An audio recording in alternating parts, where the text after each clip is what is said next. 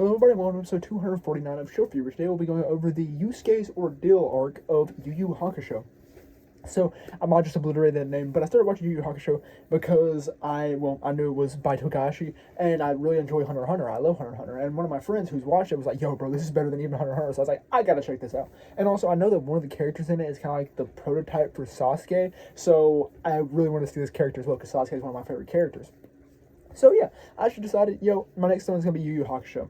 So I am loving it so far. The Yusuke's Ordeal arc is very enjoyable.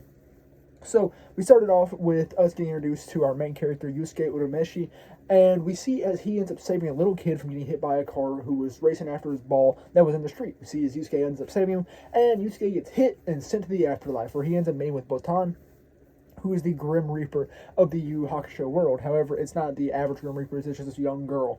And so we see as she ultimately ends up speaking with him and all this, and like, yo, you're kind of dead. you're kind of dead now, but you can be revived to go through these trials and stuff like that, and you meet up with the King of Hell.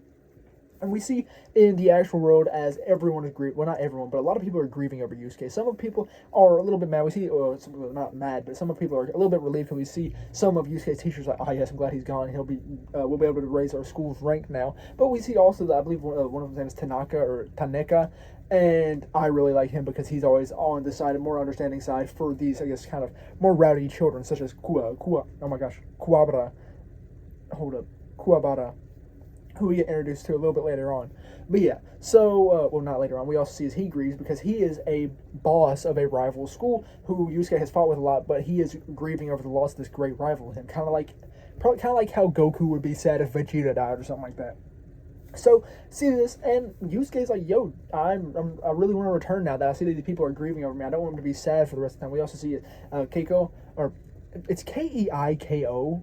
I'm just going to say Keiko, or Kiko, ultimately ends up crying, who is this girl who has feelings for Yusuke. And we see his mom, who we presume didn't really care about him since she was a drunkard, is also like sobbing. So he's like, you know what, I will do this. So we see then as him and Botan end up going to Koenma, who is the King of Hell, and instead of being this frightening demon thing, we see that it's a baby essentially. However, he is 50 times older than Yusuke. Yusuke is 14. So do the math if you will. But okay, so he is 14 times 100 would be 1400. He is 700 years old. So, with that, we introduced to him Koenma's like, okay, what you need to do is you need to carry around this egg, and if the egg hatches because you have, okay, so it'll explode or something like that, blow up if it has bad energy, or it'll hatch into something negative if it has bad energy, and if it is good, it will if you, I guess, put good energy into it, then it will be good and you'll end up living, you can return to your body. So we see as Yusuke takes on this new ordeal, and so kind of sees everyone goes back, he has to find someone to keep his body not burned to ash, because in Japan, obviously, they predominantly cremate people. And so he ends up going to Kiko to use her to ultimately not burn his body. I just kind of see as that plays out. We also see as he has to take over Kuwabara for a time to possess him to get to Kiko and like tell her for certain and everything. And is that? Hold up, that might be a different instance.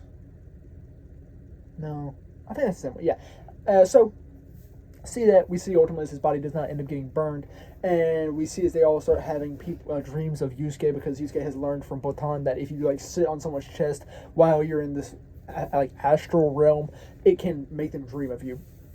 And so we just kind of see this plays out. Also, we see as one episode we go into a bit of a specific story on Kuwabara. Kuwabara, like I said, as prior, he is a fighter, and we see that he is getting in trouble for fighting. He gets in trouble for fighting, and ultimately one of the teachers, kind of the op teachers, who looks like a rat. He looks like Peter, what's his name from Harry Potter? Peter Peregrine? Something like that. But yeah. So see him, he ultimately ends up telling him, you know what, if you quit fighting for a week, then your friend will lose his job. Now his friend needs to keep his job because he lives with a single mother and he needs to support his family.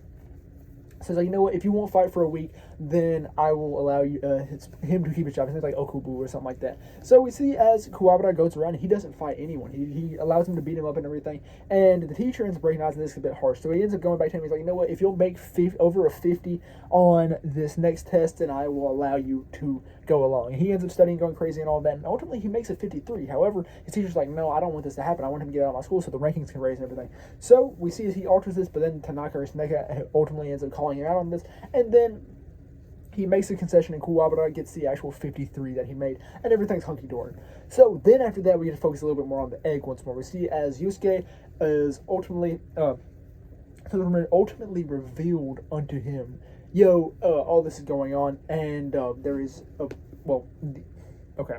So it's very dry in the area at the time, and so we see as an arsonist comes by and lights Yusuke's house on fire. So ultimately, what happens is Kiko and Kuwabara end up coming to his house. Kiko ends up going in there first to save Yusuke's body from burning up. She gets in there, but she gets surrounded by the fire and all that. Kuwabara is unable to get in. However, Yusuke in his astral form is able to get in. He is like, how do I stop this fire? And both times like, well, you can throw the egg in there, but if you throw the egg in there, then your life will never be returned to you.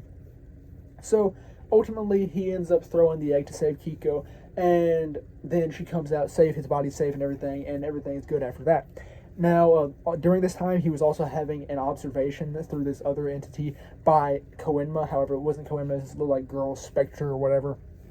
And she was just observing the whole thing, kind of speaking a little bit on how Yusuke and Kiko actually have feelings for each other, and just all that stuff. So, she's saved, and ultimately, Yusuke has kind of come to the realization that, he won't be able to return his body now. However, he ends up going back to Koenma, and Koenma was like, that was a test. So, now there is a way for you to return back to your body, because you did the good thing, and the egg was used for a good purpose through the the honor and valiance of your heart. So, we then see as Koenma's like, okay, so the time's going to happen, your waves are going to line up and stuff like that, your energy is going to match, and you can re-enter your body. However, you have to have life breathed into you. So we see as Yusuke ends up going about trying to find someone who will breathe life into him. Ultimately, he ends up finding Kiko, but Kiko has the problem of her mother having fallen ill. But he's able to get her to come and breathe life into him through the assistance of Botan, who ends up giving Kiko essentially a prophecy through the lips of her mother, or really a missive. And we see then as Kiko ends up heading back, breathes life into Yusuke through a kiss, or mouth-to-mouth. And then Yusuke ends up coming back to the mortal world.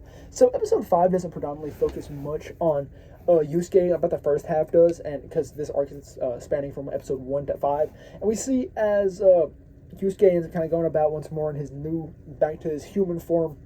And we see at one point as he ends up running into this goon, or this odd boss there, and he notices some little devil horns on him, but they don't appear to be of the mortal world. So we see as Kuwabara ends up coming in, and he's doing some tasks for this dude. And it's because this guy has captured Kuwabara's cat, Ikichi. And so we see then as Yusuke ends up getting mad at this dude and getting into a brawl with him because he stole Kuwabara's cat. And everything kind of plays out. Ultimately, Ikichi ends up being saved. Yusuke ends up putting the beating on this guy and ultimately beats the demon out of him, where Yusuke captures the demon, and the demon's like, you probably shouldn't be able to see me. But he ends up vanquishing it anyways. Then we see as Botan in her fortune teller form, which Yusuke had not noticed prior in the day when he'd ran into her. However, now he understands as Botan because she reveals herself, and she's like, you know what, you could be a spirit realm detective. And Yusuke's like, huh? What is that? And so that is kind of where this episode ends off. So I'm really ready to see what comes of this, because like I said, I really enjoyed this arc, and I really liked how slice of life it was. I always feel as if slice of life stuff works best at the beginning of a story, because it doesn't feel like a waste of time, because you don't really have a set overarching missive for the story. It's just you're doing your thing, kind of building exposition, introducing to the characters, and I feel like the emotion of this arc was very good as well, kind of seeing how the people mourned for Yusuke after he died, even though he presumed no one really liked him, and it was just super good. I really enjoyed this, and it was one of the best introductory arcs to a shonen show. Now, it wasn't the most action-packed or anything. It's no Land of Water, when it comes to the action. I do like Land of Water more. However, this arc is very admirable. I really enjoyed it, and I cannot wait to see what comes in the next arcs, because it has me excited, genuinely. I know I've been looking through the arc list, and I know that tournament's coming up, so I'm really ready to see how Togashi handles the tournament in Yu Yu Hakusho as compared to, in the Battle Tower or whatever it is in Hunter x Hunter and stuff like that. So I am very excited to see what comes to this anime, and I really like the art style. Though the art style is very old, like well, not necessarily very old, but very old school. I do super like it. I didn't know how much I like it, and now that I've watched a part of Yu Yu Hakusho, I'm more open to like watching Fist of North Star and stuff like that, because I do want to watch Fist of North Star because I know it like heavily inspired JoJo's and stuff like that, and I really just like the art style honestly too. Like those big like macho men are just kind of cool, and like it reminds me of Guts and Jonathan Joestar and all of that. So yeah, so that's all I really have to say about the Yusuke Ordeal arc of Yu Yu Hakusho. Can't wait to see what more there is to offer. And I know that goodness, or not goodness, but even more greatness is to come, and I am excited for it. So yeah, that's all I really have to say for that, and that's all I really have for episode 249 of Show Review. So thank you very much for watching.